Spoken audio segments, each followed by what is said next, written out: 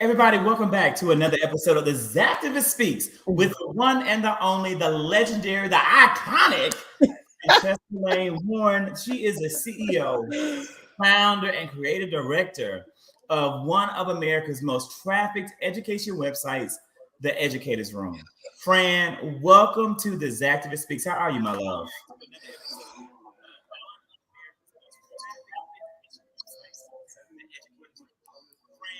We got some feedback, Fran. Hold on. I think it's better now. Is it better now? Yeah, we're better now. How are you, my love? I'm doing great. I'm here. It is Thursday and the kids are out of school tomorrow. So I am super good. So thank you for having me. I love that awesome introduction. It made me all warm and fuzzy. You know what? That is one of the goals of the Zactivist Speaks is to inspire something inside. Now, sometimes people will hear this and say they feel warm and fuzzy. Sometimes it elicits a different type of response. Fran, the kids are out. You know, there's so much to talk about. There's so many things to say. First and foremost, we have how many kids? 4. But I know, but I'm saying, right. Yes. Franchesca Lane Warren has 4 children. Absolutely. So for all of you who are, watching along, many of you have families, right? And you have children at home and you're thinking, how am I going to balance all that I have to balance? But now we have a guest who is living proof of that is possible. Franchesca, how do you balance being the CEO of the Educator's Room? And not only is Fran CEO of the Educator's Room, she is an independent consultant. She is continuously contracting and accepting contract opportunities. She's a published author who is continuously writing new works, and she is a school board member in Fulton County. Franchesca, how do you balance all that you have to balance? A lot of it in the beginning, I didn't balance it. So I'm not going to sit on here and tell people I got my schedule worked out. It wasn't until about year 5 or 6 that I really started to realize not how important family was, but that I couldn't do it all. So I balanced by being very intentional with my time and trying to make sure that I don't engage in anything that I don't want to. And that's like, I'm not saying that in a way that is like, oh, I don't, just don't do what you want. I'm saying that because especially since COVID, I have really tried to say, do I really want to do this? And if I don't do it. It's hard, but I just have to stick with that because time is the number one thing you cannot get away from. So you have to be very mindful on how you spend your time, what you do, how you do things. And so I give things away. Like this week, I just hired a new editor for the Educator's Room because my time, I needed time. So yeah, it's complicated. It's a lot, but I just try to, that's the motto that I try to live by. And the key takeaway is if you don't want to do it, don't do it. Yeah, that's revolutionary. Don't do it. It's revolutionary because as a teacher, you're taught to do things that you don't want to do all the time. You're taught to, sacrifice. And then you get to the point where you're at the end of the wall and nothing you've done has been for you. So I just really try to instill that like, okay, I don't want to do that. So how can I get out of it? Or how can I just say no? Or how can I put myself in a position that I don't have to do it? So that's just what I try to do. Franchesca, you are one of the pioneers of the whole entire self-care concept and self-care movement. And saying no is a true form of revolutionary self-care. Absolutely. Now, Franchesca, one of your very first books that came out was this, Fran, Keep the Fire Burning. Yes. Now, right? Tips and strategies from real teachers. In addition to that, you also wrote Behind the Desk. Yes. How I Survived My First 2 Years in Education by Franchesca Warren. Yes. Friend, you were writing these books, working a full-time job as a teacher while also building this amazing educators platform, the Educators Room. Yes. Tell us about the Educators Room. Okay. What motivated you to start that, and what it's done for you in your life? So I started, I'm just being honest, y'all, because sometimes I think that when, especially now in education, people will say, I started it and 2 years later, it made me $1 million. I just want to start off by saying that many times those things are not true. And I try to be very real with edupreneurs that the Educators Room was born out of the need that I wanted to make sure that I could tell the real stories from teachers. So it really was born out of me working in a high school, inner city high school, and I was very frustrated with the lack of realness that people had. And when I mean realness is that people were painting a story of education that just wasn't true. And so I remember it like yesterday. My original intention was just to create a blog where I would talk about what really happened. Um, through the power of Twitter, I found some people around the country who were liking what I was saying. They started writing for me, and boom, the Educators Room was born. And in that first year, we had many viral pieces. Our first viral piece was the exhaustion of the American teacher, which had like 1 million page views in a day. And it was crazy. It was just crazy, crazy, crazy, crazy. And so that's how it was born. And so now looking back, I started in 2012. So looking back in 2022, this would be year 10. It's morphed into this media powerhouse for educators focused on telling real teacher stories and telling them in a way that's authentic. We have about 20 right now, about 20 regular contract writers. We have other people who submit pieces, well, at different times throughout the year. We've written books. We have the Teacher Self Care Conference. We've done webinars. I do consulting. So it's morphed into this, but it started off just a frustrated high school English teacher who wanted to tell real stories. That's how it started. Off the bat. So first and foremost, the key takeaway, people, is that the Educators Room is a website that you can go to that is dedicated and committed to telling the real stories of teachers in America and what's happening to those teachers. Yes. This is now 10 years of this website. We know that there are a lot of internet graveyards, right? Sites and things that were once hot and popping, and they are no longer there. They haven't maintained. Yes. Fran, you said so much just now, and I'm going to explore. I want to talk about the concept of how you've made money using the funnel process or not funnels, the right word would be those egg cards. We talked about the egg cards and how every single thing inside that is a different thing that brings in revenue. But I want to know for you, another thing that stood out in what you just said was what you did and what you created came from a real passion, desire, and a need to feel something in our world for educators that wasn't there. Many times teachers can go online, you can go to websites, you can read these articles, and it's fake. It's not real. It doesn't have a real authentic tone to it. The Educators Room is real. It's authentic. The writers are actual educators, people in the field with experience. Yes. So, I'm going to start with, because I don't think people say this enough, in that we are in a society where people will literally, and this is just something that I try to caution people against.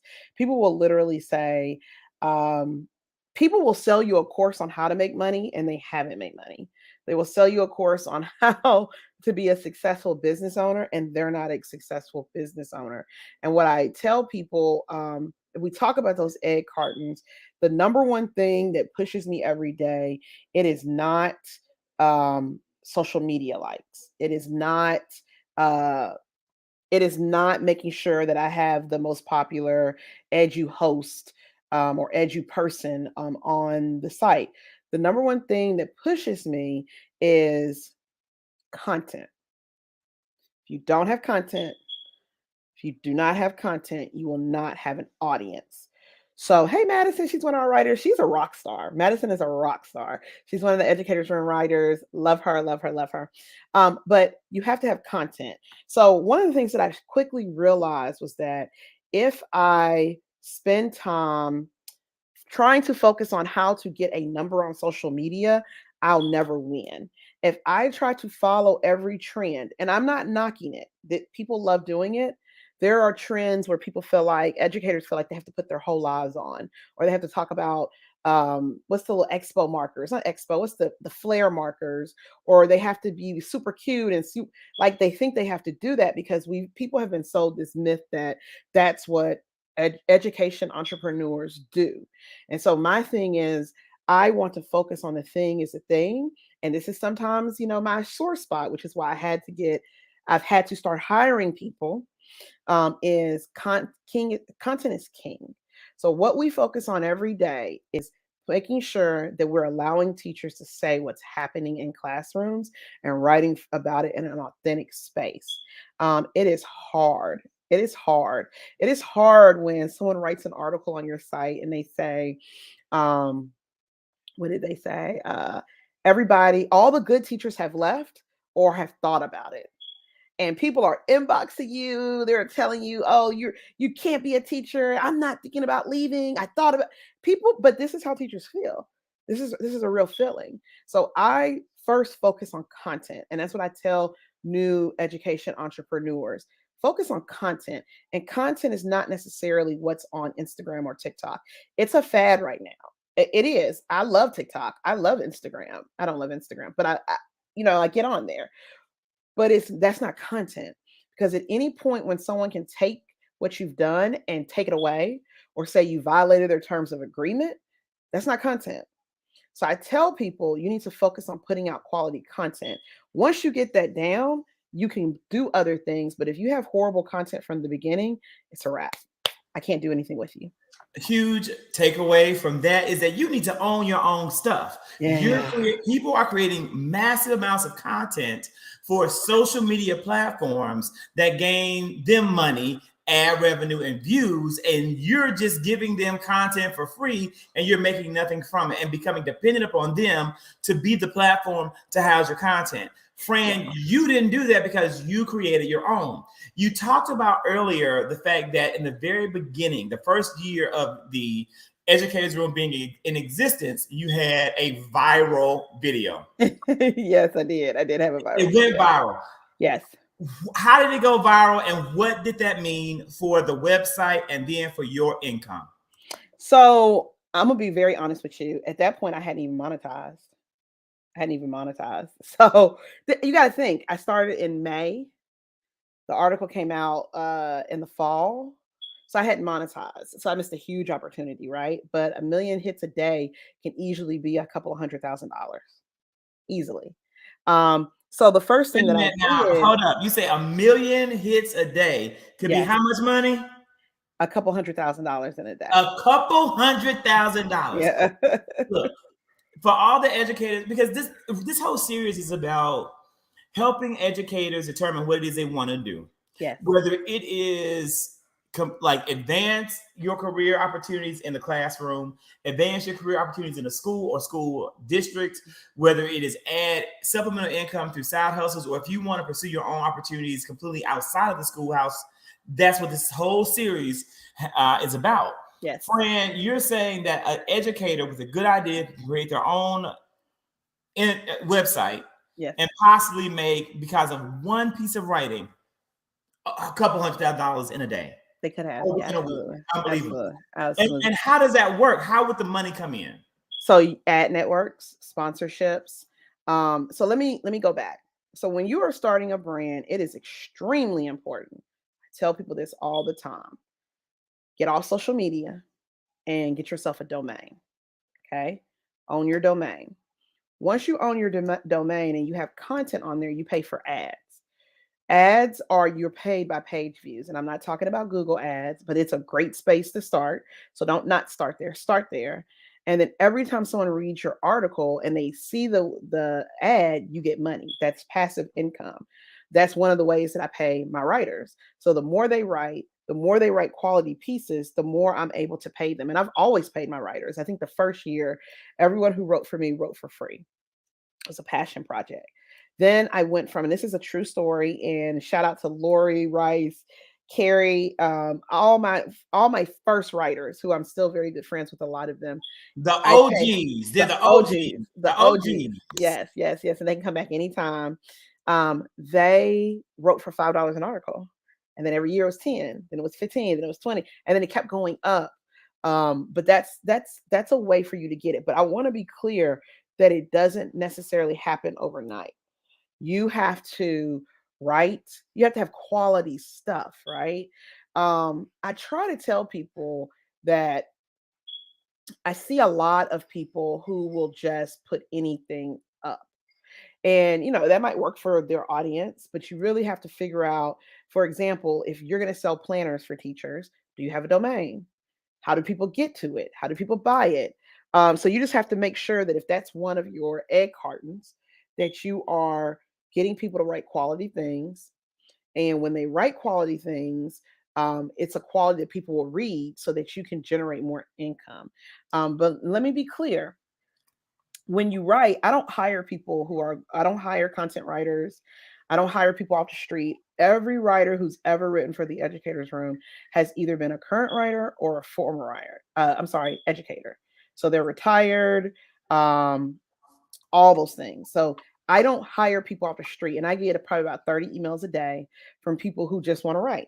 And my thing is that I want former teachers, because that's how you get authenticity. Then you have to build a following. We have like 100 and some thousand followers on Facebook, a couple thousand, probably about 30,000 on all of our social media, like Instagram, Twitter. We probably have about maybe 15. It happens organically. Like, if you put out good content, people will find you. Right. And that's what I want. So right off the bat, we got Grace and we also have Pravin. I want you both to understand and clearly hear that you have to create good quality content that people are going to want.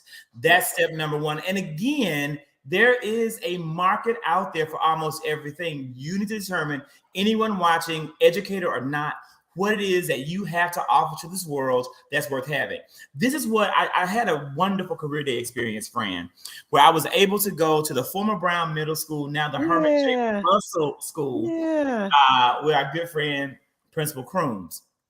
And so this is the thing about career days, right? Don't nobody want to hear about my career, okay? Yeah. Nobody want to hear about that. Kids don't care about that. Yeah. They don't know me. They don't know. They don't care about my life because there's no relationship. So when I go into a career day, I didn't talk about what the kids. I don't even know if I told them my name. I think I may have. I'm not sure.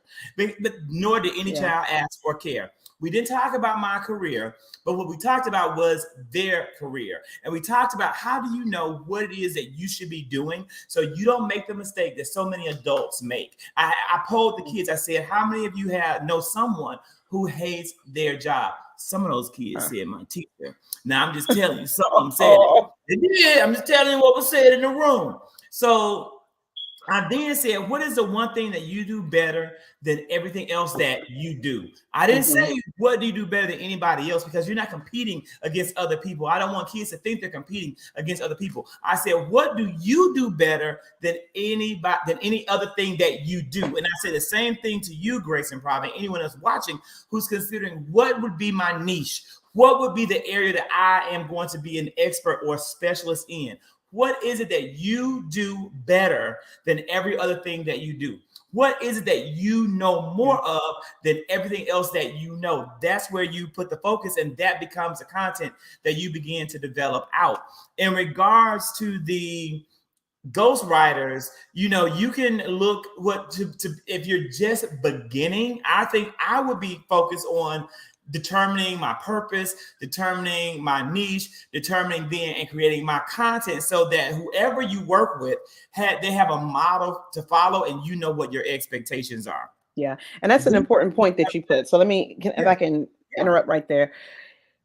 You need to focus on what you're good at. Like, what is your area of expertise? I see lots of people. I'm never going to try to talk about not math. I'm never going to try to talk about being an engineer. It's not my interest, right? But I have a real passion for urban education just from my time in education. So that's what I would talk about, right? And I used to always say this to all of my new writers. I would say, if you could bet your check on something, and they'd always be like, what do you mean? What would you bet your check on?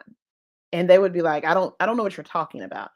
And I have to go back and I say, if you could bet your check on something, what would it be? And so they think about it and they say, oh, I know this.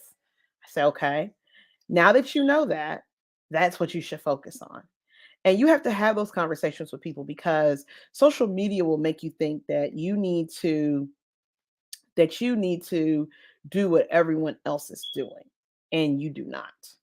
You need to move away from the crowd as much as possible.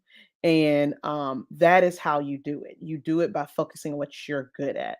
Um, and people don't want to hear that, but I tell people that. And when you don't focus on what you're good at, what happens is that you live a life that you think people are going to want to hear from you. So I just encourage people, like, if you're listening to this and you're saying, you know what, I want to be an edupreneur, I want to do this. What are you good at? And start there. Don't start with what someone else is doing or what someone else is not doing. What are you good at? And that will push you into the next phase of your entrepreneur journey. Grace said, how do you get people to the website? And Fran, how do you get people? Then I'll talk about how I, also get people. What do you do to get people to the website? So,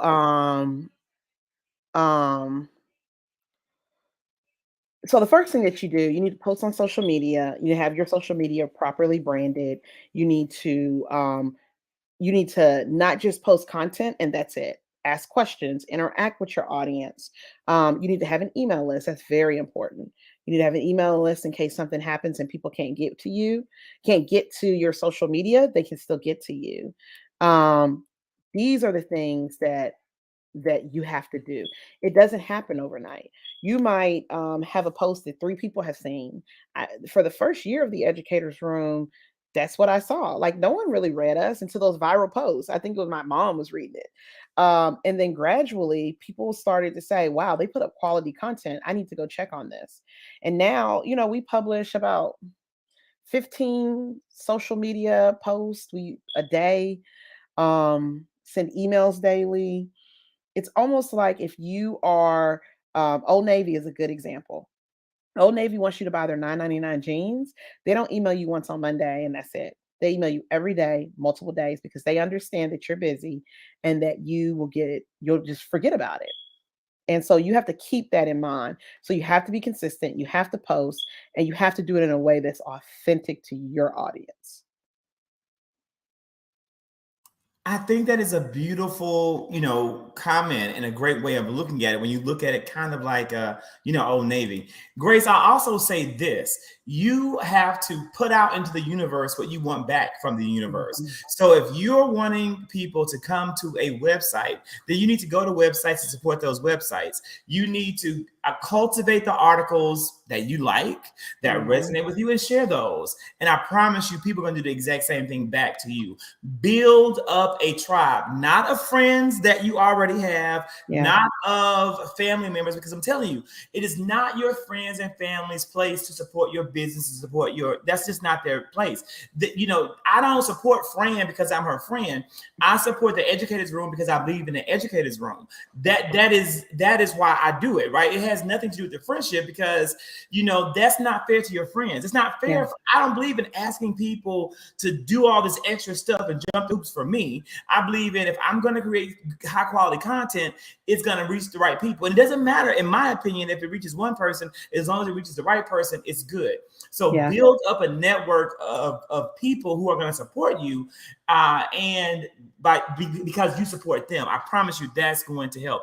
In regards to, you have Google AdSense, that's a very common thing, but it doesn't pay a whole lot of money. Yep. There's way more money in things like sponsored ads. Fran, would you agree? Because people want to think about, you're thinking yourself, I'm gonna, like, I've invested in my little website, ZacharyKirk.com, right? Cost me, I think, $1,200 to, get done, all the things I need to get done. before people think about, I'm going to invest this money in a website, how am I going to get money back out of the website? Yeah. Fran, how do they make that money? So I don't really do sponsored ads. I just don't. It's I will do certain sponsors. I will not do I will not do a lot of them. I get people all the time who want to do sponsored posts. I really try to be very intentional with that. But it's a great way for you to make money. I just would encourage you that every day you got new sponsor posts.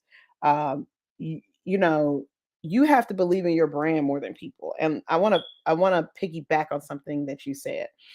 Your friends and family will not support you. That's not their role. Her role is not to support your business, contrary to what the internet tells you. When I started the Educators Room, I asked all of my friends who worked in the local high school with me, do y'all want to write? Because we all had the same complaint. And every last one of them said no. They were scared of what would happen to them. And none of them wrote for me. And even now, a lot of them they have, but I don't expect them to. I don't get mad at them. I don't say you're not supporting me. You have to do the work that you want to see. And if you're not going to do that work that you want to see, don't count on other people to do it. So people really people spend a lot of time on social media posts and say, my friends they're not buying this. You can buy this from this reality person. Listen, people buy what they want. People buy what's interesting. Maybe your product's not good. And I've had to have that conversation. When I got to the point where I was like, you know what? I don't enjoy editing articles. I don't want to do it. Da, da, da, da, da. That's when you have to say, you know what? Maybe I need to look at what I'm putting out. And that's it. And that's a hard realization to have. But you have to treat if you don't take it seriously, no one else will. But stop thinking that people are going to support you. They're not. Support yourself. Instead of you posting on social media and tagging everybody and their mama, go buy an ad. Buy an ad for your product. Quit tagging people and stuff for them to buy it. That's not what Old Navy tagging me in a post is not going to make me buy Old Navy. It's going to be an ad. And I tell people this, marketing. So it may be for you to take your product or your website, do a Facebook ad, right? To what Ginger just said right here, we have teachers who write under aliases. We do. For some of our pieces that are a little bit more controversial, they write aliases.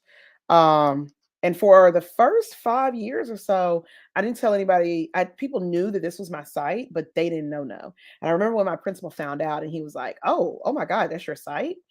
And I had just gotten to the point of, yeah, I mean, fire me if you want. I don't care. Because at the end of the day, teaching is not my life. And I think that is important for other educators to know. You know, the site wasn't hurting anyone. People were writing about education, and that's it. But yeah, people aren't going to support you. Be okay with that and move on.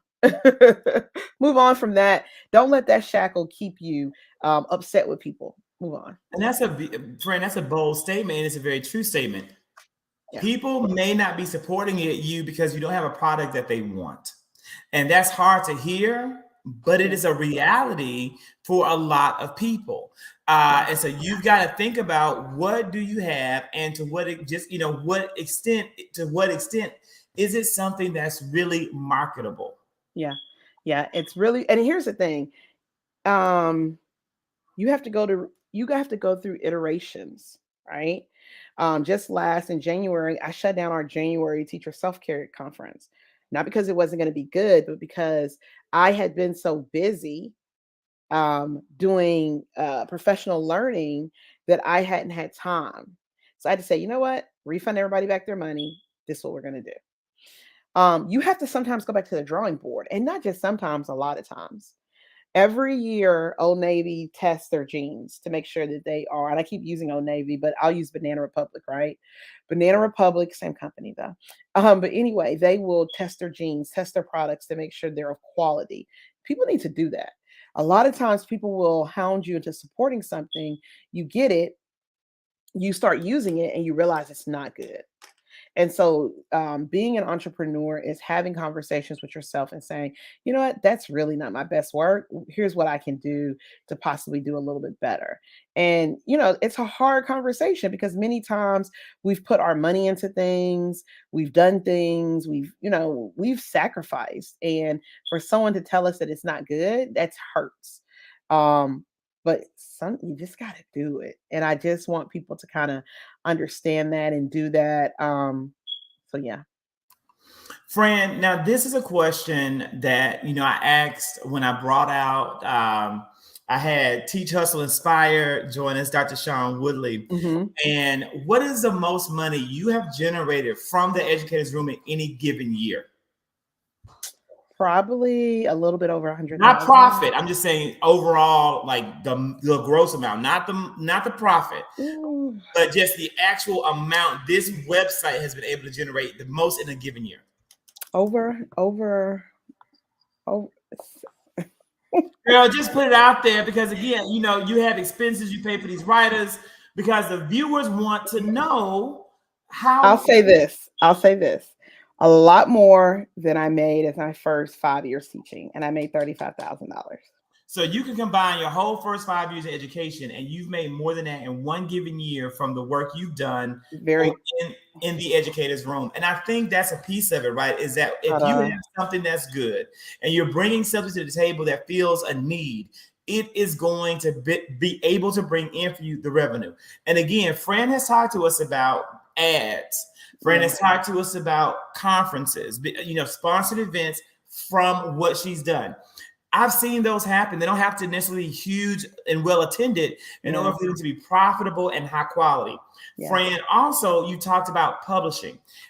In the journey, you've published multiple books that have been complemented through, the Educators Room. From Behind the Desk, how I started my first season of education, you have a book on coaching, and then you have a book on keeping the fire going. Fran, tell us about how you were able to publish your books and how you were able to bring in revenue from those books. So we've always opted to self-publish, and we haven't published since 2020. It's a lot. It's extensive. Publishing a book is very extensive. But I did it, and we still will do it. We'll get back to it, is because we wanted to give teachers the opportunity to say they're authors. So we have given our educators options to say they are authors, right? But you can definitely make money, self-publish. And what I tell people about self-publishing, I know people who've went through big brands and published, and they've seen maybe pennies on the dollar. Self-publish and get all your money. And then if a big publishing house comes to you and says, hey, we want you, then you can always do another edition of your book and publish it there. But I definitely would say books, conferences, website traffic, consulting. I mean, Fran, that's a big statement because a lot of educators are so traditional by nature. Yeah. By the nature of educators, they are very, very traditional and they love to play things very, very safely. So the thought of, oh my God, I want my book to be in Barnes and Noble. I really want my book to be published by like Penguin.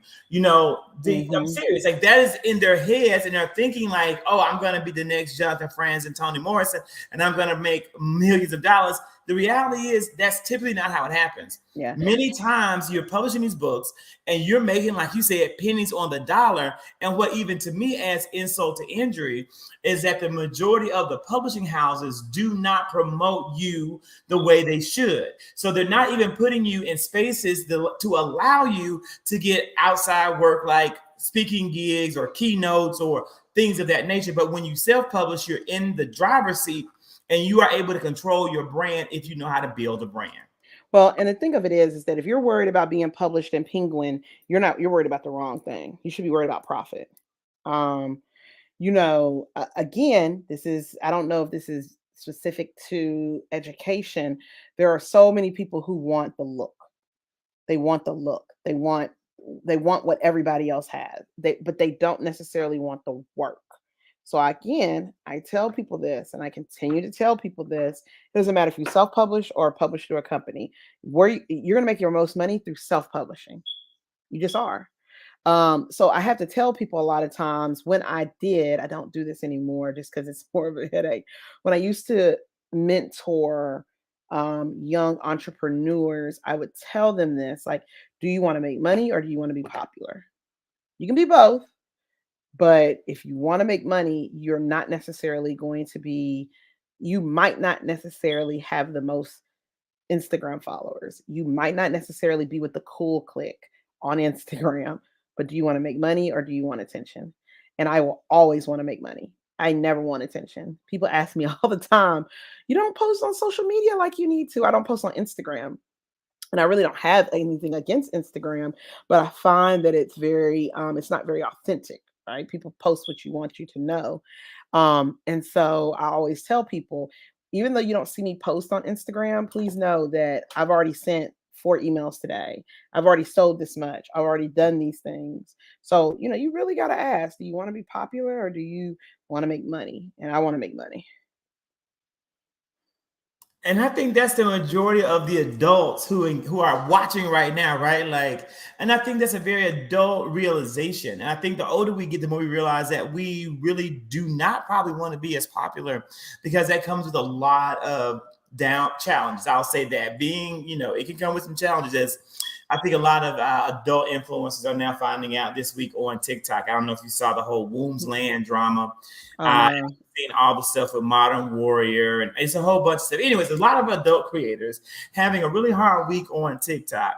But again, it just goes to show that popularity it's an ebb and flow, and the tide turns quickly and can absolutely turn against you.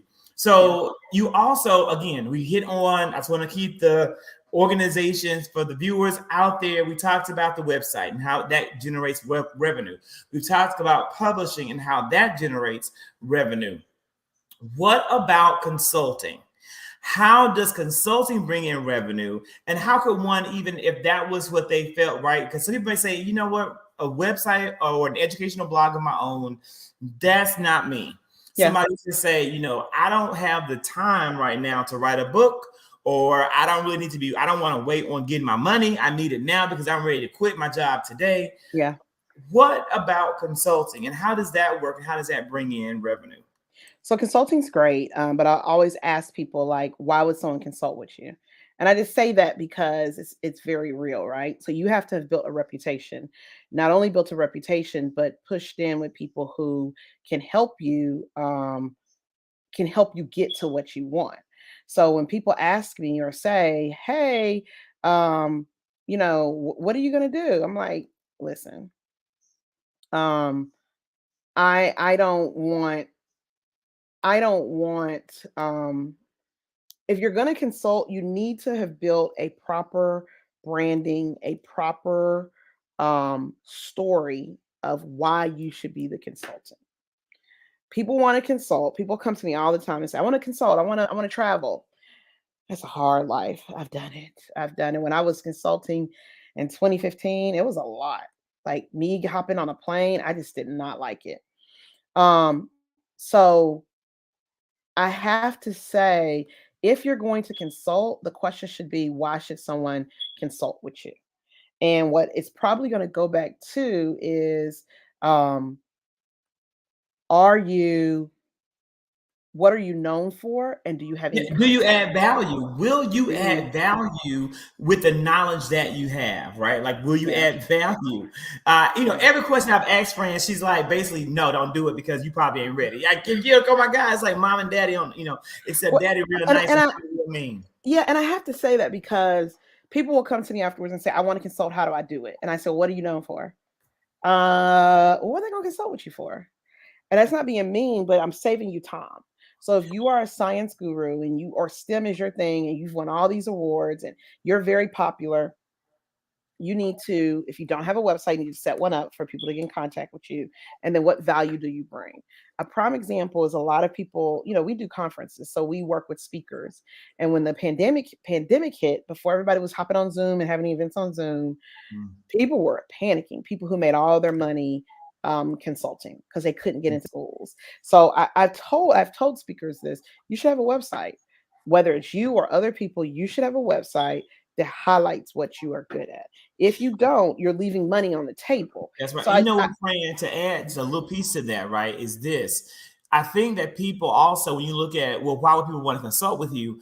The fact that you have value to add should be clear, in my opinion, from the carbon footprint. I mean, from the digital footprint that's out there about you. People should be able to Google your name to see what you have done in the space that you're in that says you are an expert in a field of study. Yes. That is a part of it. And if you have not gotten that established yet, it's time to do so. It's not too late, but you need to do it. You need to present at conferences if you haven't presented at conferences. You need to be getting stuff that people can find on YouTube, whether it's from other organizations or you have to self-create your own content.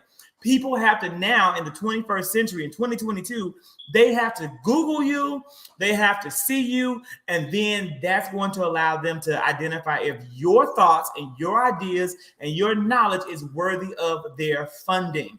That's a huge, in education, of all the spaces, is the hardest field to sell professional learning in. Let me repeat that. Of all the fields, it is the hardest sell to sell professional development in education. Teachers get a lot of PL at a high cost, but it's a hard sell because teachers also don't value paying for other people's ideas. Because we give our ideas away for free every single day. We are not paid as teachers for our intellectual capital. We are told to teach, which is our job, to create materials from our brains and lesson plans from our brains and do a whole bunch of other stuff in the building and district from our brains, and we don't get paid anything extra for it. Only in this field does that happen. It doesn't happen in corporate America. If your company is going to ask you to do extra work that requires a mental lift, you're compensated. So let me go back to this. And I should have said this before I talked about consulting. There were several years where I was doing conferences, speaking at conferences. There was probably a 5 to 6 year period where all I did was speak at conferences. That's how I built my base. It is a hard life. I would take my children to NCTE with me and my husband. We'd go to NCTE in Minneapolis. We'd go Philadelphia, New York. We would go all these places and I would present at different conferences. And that is the way that you get there.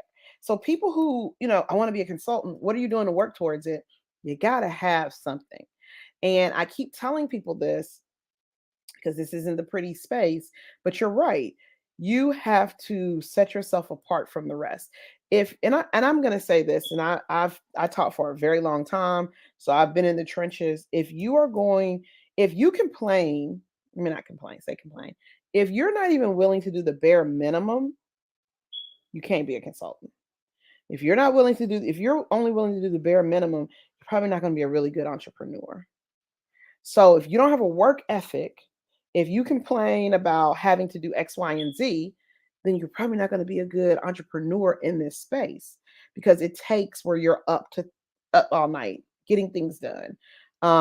So, when you talk about consulting, you have to do the conference gigs. You have to speak. You have to go and do these things. You then have to follow up people you meet. And that's what you do. And so when people say to me, they want to do that, you got to get serious. What's your area of expertise? Are you presenting on it? Have you written a book? No, I'm not doing any of that. Well, why would someone consult with you? You might be the bomb teacher. You might be the bomb, but does it translate to you really helping others in your situation? So, it's something that people don't want to hear, but it's what I found to be true. So Ginger, my good friend, said to us, are you able to do consultations virtual? Do you feel like it has to be in person? Ginger, it can be absolutely virtual. I work for a company right now, and that's the bulk of what we are actually providing to our clients is virtual professional learning. Is what the majority of people are actually wanting. And, people are like, I'm ready to get back face to face. They are, but I promise you, they're going to still be doing virtual after they get back face to face. I've got people... virtual professional development or professional learning from a virtual standpoint is so much easier on people. People can be home, comfortable, engage, learn, and get what they need to get. Virtual isn't going anywhere. That's what I believe. What do you think, Fran? Say that last part one more time. I want to make sure I heard. Is that virtual consultation, consulting virtually, or engaging in professional learning virtually isn't going anywhere? It's absolutely going to get bigger in the days ahead. Yeah, absolutely. It's not going to go anywhere. Hold on a second. Something's in my ear. I don't know what's going on. it's not going to go anywhere. I just have opted not to do consulting. And here's why. And I'm just being honest. People are lazy. People will, and I charge for my consulting, but people will still take it and not implement what y'all have worked on. So I try not to do it. I may do it in the future, but it doesn't give me necessarily a return on, because I want to see people win. So if I dedicate a day to you on a Saturday and I help you set up your business and you do this, and then I reach out to you in a week and you don't call me back, or the second week you don't call me back, or the third week you don't call me back, or the fourth or the fifth, I've wasted my Saturday. Even though I got paid for it, it's still there's no progress. Um, so I say that to say that, the first things first is that you really need to figure out what you want to do and how to go from there. And that's another powerful statement, Fran. One thing, when I work with clients, I don't support them. I don't support a purchase of PL if you don't back it up with coaching. Yeah. Where you need to also have, here's the PL that we sell, here's the coaching that goes with it. So we train you on this and we help you implement it through the coaching process. Yeah. That I think is key. Ginger said, she wanted to know, I'm 100% virtual, but I was just curious if that was limiting me. Ginger, I don't think that is limiting you. That's just my personal belief, right?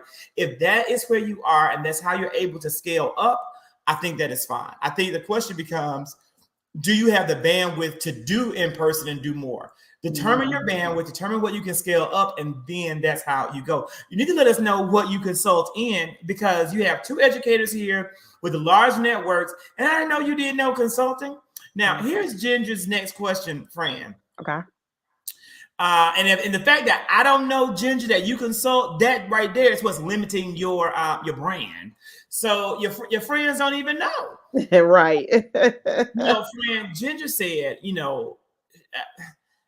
I'm in a critical spot where my business is growing, but not to the point where I feel as though I can leave my full-time teaching job. Okay. How did you navigate this critical point? Because you left not just a full-time teaching job. Franchesca left a full-time central office position. How did you come to the realization that it was time? So let me start by saying that you do not have to you do not have to quit your job. Lots of people on social media who tell you to quit your job so you can make all this money. Don't do that. Don't do that. Don't do that. You don't have to do that. You don't have to do that. And let me tell you something. There's nothing better than getting a bag that is consistent that you can get insurance from. For the first 9 years I worked with this, I feel like you working your full-time job can help making your dream a reality, right? If you get to the point where you can quit, if you get to the point that you can quit, then you just need to be very mindful that you might have a good month here. You might have a horrible month the next month. You might have a horrible 6 months. You might have a great year. You just have to be worried for that. If it's not growing to the point of where you can leave your full-time job, map out what you need to do. Start small and keep going until you can. You navigate it by dedicating time. That might mean instead of waking up at 6 a.m., wake up at 5 a.m., do your first business in the morning, go to work at the end of the day or on your lunch or during breaks, work on your second business. And that's what I did. I built the Educator's room while I was a teacher, while I was an instructional coach, while I was a district personnel. I spent weekends, I spent breaks, I got in quiet corners, I worked on it. That's what I did. And I tell people that because you're never going to have an opportune time ever. And I'm not someone who tells you to, you got to quit your job. If it comes to that, yes. But I think we've romanticized quitting and working your business full time. It can be done. But there's also the side of a good friend of mine who makes a lot of money now. When he quit, he took his retirement. Took all of his money out of his retirement. And that's how he financed it. And it wasn't he initially made money, but I think people need to know that so that people know that people sacrifice. Now he's done really well, but that's not everybody's story. And it's okay for you to be a mid-sized business. It's okay. It's okay for you to be a mid-sized business. It's okay for you to not be making $1 million a day. It's okay. pace yourself and scale yourself. Because the reality is many entrepreneurs aren't going to make a lot of profits every single year. Like that is a reality, right? Most small businesses fail within the first 5 years. 80% of them actually do. And again, many businesses take a loss. I mean, your former president, he doesn't take a loss every year of his life according to his taxes. So it happens. It happens. The key is for you to look at what you need to sustain and to have your financials at a point to where you can sustain if you do not have consistent revenue that is coming in. I feel as though you know when the time comes. I feel like you know. Yeah, yeah. And and I knew when I quit in August, it was time for me to go. It wasn't about a boss. It wasn't about the kids. It wasn't about the school I was in because I went back to the school briefly. I was at a point where I needed to just back away and I needed to focus on my business. And I'm going to go back into a job, right? I have children who are going to go to college. I have a child who's in college. Um, it's good for me. I have an editor. I'm about to hire a community manager. I'm going to hire a project manager. They will be funded in part by my job, if not by the site itself. So I say that to say that do what works for you. Don't try to mimic your life over anybody else. That you know what, Fran, I think that's a great point because not everybody wants to work fully for themselves. Yeah. That's not what everybody wants. And when you think about it, there's a whole entire industry out there that tries to sell you the build it and then sit on your butt on the beach all day lifestyle. But I don't know if that's real for anybody. I don't know if the 4-day work week is genuinely real for the majority of people. I don't know if the John Lee Dumases of the world, the Pat Flynn's of the world, the Tony Robbins of the world, I don't know if that's just their money making business scheme, whatever you want to call it. I don't know if that's the advice that really is going to work and that really benefits and empowers most entrepreneurs. Yeah. Ginger also said, what do you do when you expand and you bring on help, but your audience, they don't want them. They only want you. Any advice on how to navigate that? Do you raise rates for you? Any advice? Yep. I have to deal with everyone. Do you raise rates?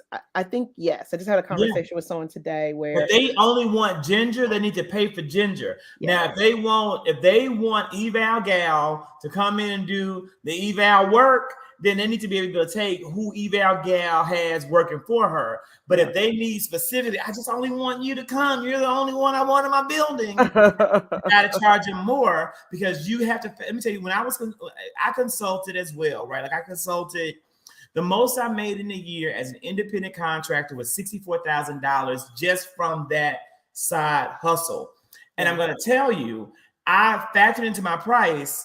It was always going to be a flat daily rate of nothing but just me getting there doing the work.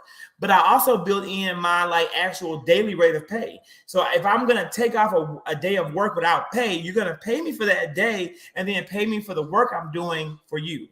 Yeah. And let me say this because I didn't really understand your question, how much I've made.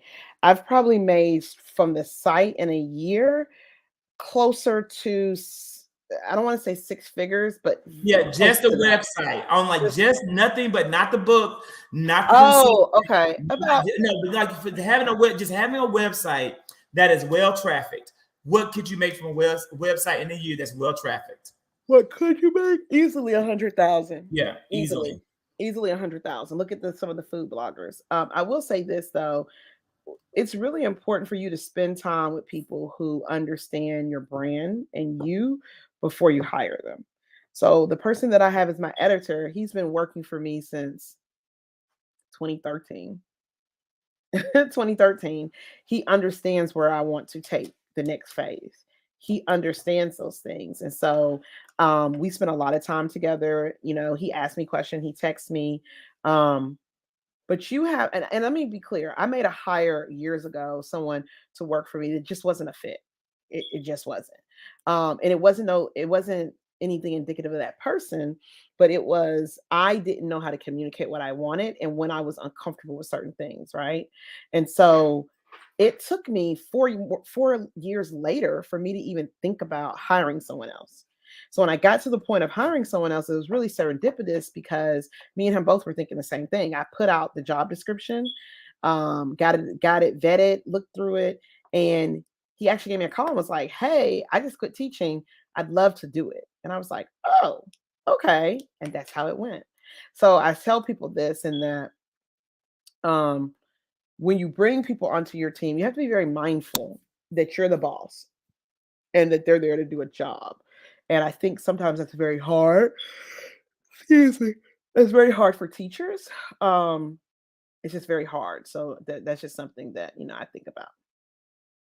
I think that's a profound a statement, is that, these spaces are tough for us to navigate. It's easy for teachers to do stuff for free. It's easy for teachers to give away their intellectual property. It's hard for teachers to boss up and do sometimes the hard job of not being the good guy or not being the nurturer, because those things are either indicative of who we are as educators or the antithesis of who we are as educators. But again, it comes with the work of trying to build a profitable brand. We are at 55, friend. You yawning. It is late. Friend, I'm such a nerd. I'm so sorry, y'all. I'll be ready to go sleep. that you could be here with us, that you can share this knowledge. This has been, for me, a great 10-week process with LinkedIn as an inaugural member of their Creator Accelerator project. I love it. I thoroughly enjoyed it. I'll talk more about it probably like in the video that I'll make, like why I love my LinkedIn experience. But I will say that I will definitely, if you are watching and you're not on LinkedIn, you need to be. Absolutely. If you're watching and you're not active on LinkedIn, you're missing out on a huge opportunity to really connect with adults and working professionals that go beyond just finding a job, but actually cultivating and building a real network that you learn from and that you grow from, and that can really contribute to your development. So get your LinkedIn's right. Get your LinkedIn's together. And you're not professional unless you have a LinkedIn. I'm gonna say that. It's a reality. I agree with you, friend. It's a reality. If I can't find you on LinkedIn, I won't do business with you. And if I do business, say it again. If I can't find you on LinkedIn, I won't do business with you. And I have all my writers make sure their LinkedIn is up to par. So it's on point, because people are Googling, and it's one of the first thing that comes up when you Google someone. Their LinkedIn is going to come up first, especially if they're active on the platform. I always end, Fran, with people asking questions of me. So, Fran, I've asked you all these questions. What's one question that you have that I have to answer? Do I have a question for you, Zach? I feel like I know everything about you. We talk all the time, but maybe something the audience, like I asked. I'm gonna say something about Zach, and you can't talk. Zach. Well, let me mute my mic. Zach is the kindest, hardest person. One of the kindest, hardest persons I know. He is so genuine. We both have dealt with loss, and he will call, check up on you. I'm not that person. It's not that I don't want to be. I just get so busy, I forget about human touch, right? Zach will call you. Zach will send you Cash App. Zach will do everything. So if you guys love Zach, he is a great person. Put your Cash App in the chat, sir. Put it in there. Put it in there. I think it's Zachary Kirk. I think it said Zachary Kirk. Send him a love donation. Zach is a great person. He truly is. He's a good person. He's a kind person, and he is authentic. Zach will tell you what it is with a smile on his face. I will always tell the truth, Fran. Thank you so much. Those kind words. I do. I love you. I appreciate you. And I am immensely proud of all that you've done and all that you continue to do. And of course, all things I know that you will do. Absolutely. Fran, thank you so much for taking some time. Mwah, mwah, mwah. We'll see you guys back next week.